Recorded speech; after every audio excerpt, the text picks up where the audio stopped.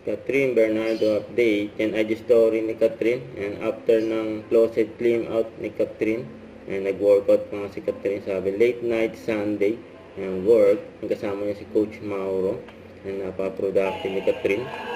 And sinapresa rin si Catherine ang kahapon. And advance happy birthday kay Catherine. And surprise ng mga fans niya. Sa closet clean out. And nagmamahal kay Catherine. Dami din bumili ng mga gamit kay Catherine. May nagpatas na pa nga kay Catherine sa board exam.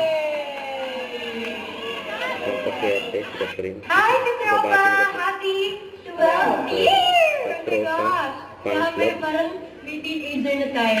Isang taon na lang. But thank you so much sa walang sawa ng support, for your patience, and for allowing me to grow and make decisions. And doon lang kayo parati to support me. And sa lahat ng ginagawang projects and personal life, yun pinaka-important. So, sana tuloy-tuloy pa to, yung pagsasama natin. And kahit anong mangyari, I'll be always forever grateful sa lahat ng support.